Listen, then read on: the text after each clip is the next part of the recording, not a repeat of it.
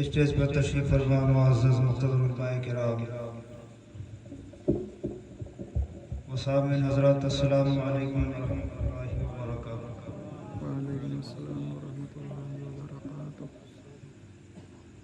الحمد للہ الذی ابدع الافلاک والارضین والصلاة والسلام علی سید الانبیاء والمرسلین، اما بعد فاعوذ باللہ من الشیطان الرجیم، بسم اللہ الرحمن الرحیم۔ قل هل يستوي الذين يعلمون والذين لا يعلمون، صدق اللہ مولانا العظیم وصدق رسولہ النبی الامین الکریم، ونحن على ذلك لمن الشاهدين والشاكرين والحمد لله رب العالمين۔ قال النبي صلی اللہ تعالی علیہ وآلہ وسلم: اولى الناس بي يوم القیامة اکثرهم علی الصلاۃ۔ اللہ کے نبی صلی اللہ تعالی علیہ وآلہ وسلم کا فرمان ذیشان ہے کہ بروز قیامت مجھ سے سب سے زیادہ قریب وہ شخص ہوگا جس نے دنیا میں مجھ پر زیادہ سے زیادہ درود پاک پڑھا ہوگا۔ پڑھیں بابا سے بلند درود پاک، اللہم صلی علی سیدنا شفیعنا حبیبنا طبیبنا ملجانا مولانا محمد، صلاۃ و سلام علیک یا نبی اللہ صلی اللہ تعالی علیہ وآلہ وسلم۔ وقت بہت کم ہے، اس لیے میں بغیر کسی تمہید کے، بغیر کسی قیل و قال کے میں آپ کے سامنے کچھ احادیث طیبہ، کچھ قرآن کی آیت کریمہ اور علماء کے اقوال میں پیش کروں گا، پھر میں رخصت ہو جاؤں گا۔ اللہ تبارک و تعالیٰ نے قرآن یعلمون، جس کا ترجمہ یہ ہے کہ محبوب آپ فرما دیجئے کہ جاننے والے اور نہ جاننے والے کیا برابر ہیں؟ اگر یہی سوال ہم میں سے کسی شخص سے پوچھا جائے تو سب کا یہی جواب ہوگا کہ نہیں، جاننے والا جو ہوتا ہے اس کی فضیلت نہ جاننے والے سے بہت زیادہ ہوتی ہے۔ ایک شخص جاننے والا ہوتا ہے، اس شخص کی فضیلت، اس شخص کی عظمت اس شخص سے بہت زیادہ ہوتی ہے جو نہیں جاننے والا ہوتا ہے۔ اسی لیے اللہ کے نبی صلی اللہ تعالی علیہ وآلہ وسلم نے ایک حدیث پاک میں نہیں بلکہ متعدد احادیث کریمہ میں آپ نے علم کی فضیلت کو بیان کیا، اور ہم مسلمانوں کو، اپنے چاہنے والوں کو، اپنے ماننے والوں کو یہ پیغام دیا کہ اے مسلمانوں، اے مجھ سے محبت کرنے والوں، اے مجھے چاہنے والوں، تمہارے لیے علم دین کا حاصل کرنا یہ سب سے زیادہ ضروری ہے۔ اسی لیے اللہ کے نبی صلی اللہ علیہ وسلم نے ارشاد فرمایا: طلب العلم فریضۃ علی کل مسلم و مسلمہ۔ To seek knowledge is compulsory for every man and woman۔ کہ علم دین حاصل کرنا ہر مسلمان مرد و عورت پر فرض ہے۔ اور حضرت علی رضی اللہ تعالیٰ عنہ فرماتے ہیں: لیس الجمال باسباب تزیننا، کہ خوبصورتی وہ نہیں ہے جو ہم کپڑوں سے حاصل کرتے ہیں۔ ان الجمال جمال العلم والادب، خوبصورتی وہ ہے جو علم و ادب کی خوبصورتی ہے۔ اور آگے فرماتے ہیں: لیس الیتیم من مات والدہ، کہ حقیقت میں یتیم وہ شخص نہیں ہے جن کے والد انتقال کر گئے۔ ان الیتیم یتیم العلم والادب، حقیقت میں یتیم وہ ہے جس شخص کے پاس علم و ادب کی دولت نہیں ہے۔ اس لیے ہمیں علم دین حاصل کرنا پڑے گا، ہمیں اپنے معاشرے سے جہالت کو ختم کرنا پڑے گا، اور اگر ہم ایک منظم معاشرہ بنانا چاہتے ہیں، ایک صاف ستھرا معاشرہ بنانا چاہتے ہیں، ایک اچھی سوسائٹی بنانا چاہتے ہیں، تو ہمیں نبی اکرم صلی اللہ تعالی علیہ وآلہ وسلم کی سیرت طیبہ پر عمل کرنا پڑے گا اور علم دین حاصل کرنا پڑے گا، تب جا کر کے ہمارا معاشرہ منظم ہوگا اور پاکیزہ معاشرہ تیار ہوگا۔ اسی لیے کسی نے کہا: پگھلنا علم کی خاطر مثال شمع زیبا ہے۔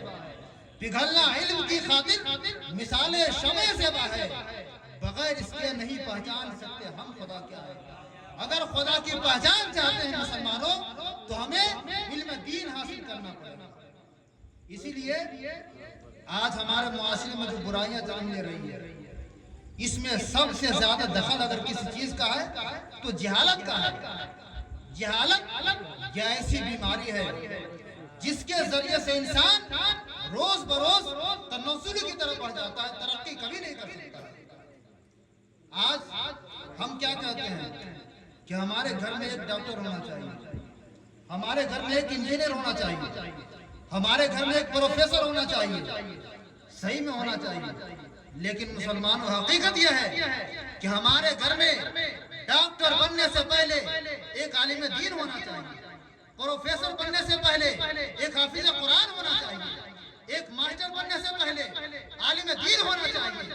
اس لیے کہ جب ایک شخص عالم دین ہوگا پھر پروفیسر ہوگا، ایک شخص عالم دین ہوگا پھر ڈاکٹر ہوگا، ایک شخص عالم دین ہوگا پھر ماسٹر ہوگا، اس سے ہمارے معاشرے میں انقلاب پیدا ہوگا اور ہمارا معاشرہ جو ہوگا منظم اور صاف ستھرا معاشرہ، پاکیزہ معاشرہ بن جائے گا۔ اس لیے مسلمانوں آپ اس پر عمل کیجئے، اپنے گھر میں جتنے افراد ہیں ان کو تو اتنا علم سکھائیے کہ جس کے ذریعے سے حلال و حرام کی تمیز کر سکے، اور کم سے کم اپنے گھروں میں ایک حافظ قرآن اور ایک عالم دین ضرور بنائیے۔ حدیث پاک میں اللہ کے نبی صلی اللہ علیہ وسلم نے ارشاد فرمایا، ان العالم او المتعلم اذا مر علی قریۃ، کہ ایک عالم دین یا علم دین حاصل کرنے والا جب کسی بستی سے گزرتا ہے، فإن اللہ تعالی یرفع العذاب عن مقبرۃ بالقرقریہ 40 یوما، تو اللہ تبارک و تعالی اس محلے کے قبرستان سے 40 دن تک کے عذاب کو۔ یہ کس کی فضیلت ہے؟ عالم دین کی فضیلت ہے۔ یہ کس کی فضیلت ہے؟ علم دین حاصل کرنے والے کی فضیلت ہے، اور میری اپنی بات نہیں ہے، یہ ان کی بات ہے جن کے صدقے میں اللہ تبارک و تعالی نے پوری کائنات کو پیدا کیا۔ آخری حدیث پاک میں یہ نہیں کہا گیا کہ کسی ڈاکٹر کا گزر قبرستان سے ہو جائے، کسی پروفیسر کا گزر قبرستان سے ہو جائے، نہیں، بلکہ اللہ کے نبی صلی اللہ علیہ وسلم نے کیا فرمایا کہ عالم دین کا گزر یا علم دین پڑھنے والے کا گزر اگر کسی بستی سے ہو جائے تو اللہ تبارک و تعالی اس بستی کے قبرستان سے ایک دن کے لیے نہیں بلکہ 40 دن کے لیے عذاب ہوگا، ہے کہ نہیں؟ نعرہ رسالت، نعرہ رسالت، فیضان علم دین، سبحان اللہ سبحان اللہ۔ آج آپ غور کیجئے مسلمانوں، عالم دین جو ہوتا ہے اس کے پاس بھی 2 ہاتھ ہوتا ہے، عالم دین جو ہوتا ہے اس کے پاس بھی 2 قدم ہوتے ہیں، 2 پیر ہوتے ہیں، عالم دین جو ہوتا ہے اس کے پاس بھی 2 آنکھیں ہوتی ہیں۔ لیکن میں آپ سے پوچھتا ہوں، اگر یہیں پر کوئی عالم دین آ جائے، ہم میں سے ایک نہیں بلکہ 2-3 کرسیاں اس کے لیے خالی ہو جاتی ہیں، کیوں؟ ہمارے پاس بھی 2 قدم ہے، آپ کے پاس بھی 2 قدم ہے، ہمارے پاس بھی 2 آنکھیں ہیں، آپ کے پاس بھی 2 آنکھیں ہیں، لیکن علماء کی تعظیم کے لیے لوگ کھڑے کیوں ہو رہے ہیں؟ اس لیے کہ ان کے سینے میں عشق مصطفیٰ کا چراغ روشن ہے، اس کے سینے میں حدیث نبوی ہے، ان کے سینے میں احکام شرعیہ ہے، ان کے سینے میں قرآن پاک ہے، اس لیے لوگ قرآن کی وجہ سے، حدیث کی وجہ سے آپ علماء کی تعظیم کرتے ہیں، ورنہ انسان تو سب ہے۔ اور اسلام کی تعلیم سے متاثر ہو کر ساؤتھ افریقہ کا جو پریسیڈنٹ تھا جس کا نام تھا نیلسن منڈیلا، انہوں نے کیا کہا تھا؟ آج سے بہت سال پہلے اس نے کہا تھا education is the must powerful weapon, کہ تعلیم، ایجوکیشن یہ مضبوط ہتھیار ہے which you can use to change the world، جس کے ذریعے سے ہم ایک ملک کو نہیں، ایک گاؤں کو نہیں، ایک شہر کو نہیں، ایک خطے کو نہیں بلکہ پوری کائنات کو بدل سکتے ہیں۔ یہ کس لیے کہا؟ اور انہوں نے اپنے وقت میں فتویٰ رضویہ شریف جو اعلیٰ حضرت کی تصنیف کردہ کتاب ہے، مکمل فتویٰ رضویہ کو کورٹ میں مسلمانوں کے فیصلہ کرنے کے لیے داخل کر دیا تھا۔ آج ہمارے معاشرے میں کیا ہے؟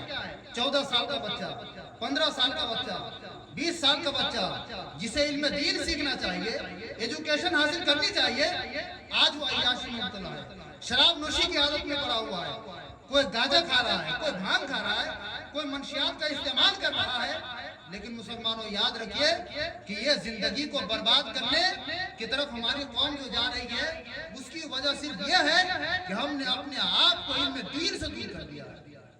اس لیے مسلمانوں علم دین حاصل کیجئے، علم دین حاصل کیجئے.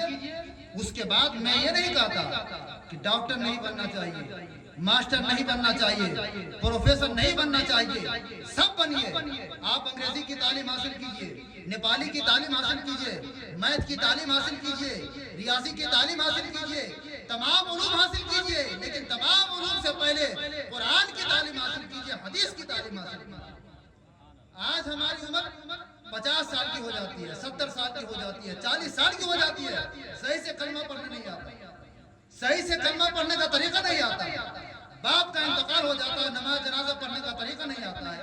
کتنی افسوس کی بات ہے مسلمانوں کہ ہمارے باپ کا انتقال ہو گیا، جنازہ سامنے رکھا ہوا ہے، ہم کو نماز جنازہ کی نیت یاد نہیں آتی. یہ افسوس کی بات ہے مسلمانوں. غور کیجئے اور اپنے اندر تبدیلی لائیے اور اپنے اندر انقلاب پیدا کیجئے. اپنے آپ کو نبی صلی اللہ علیہ وسلم کے طریقے کے مطابق زندگی گزارنے کی کوشش کیجئے تو اللہ تبارک و تعالی اس کے ذریعے سے ہمارے لیے یہاں بھی فائدہ فراہم کرے گا اور انشاءاللہ اس کے لیے آخر میں بھی ہمیں فائدہ نصیب ہوگا. اللہ تبارک و تعالی سے دعا ہے کہ اللہ تبارک و تعالی ہم تمام مسلمانوں کے اہدنا الصراط المستقیم پر چلنے کی توفیق و توفیق عطا فرمائے. بیان کرنے میں جو غلطی ہے اس سے توبہ کرتے ہیں. توبہ استغفر اللہ ربی من کل ذنب و اتوب الیہ. السلام علیکم ورحمۃ اللہ وبرکاتہ.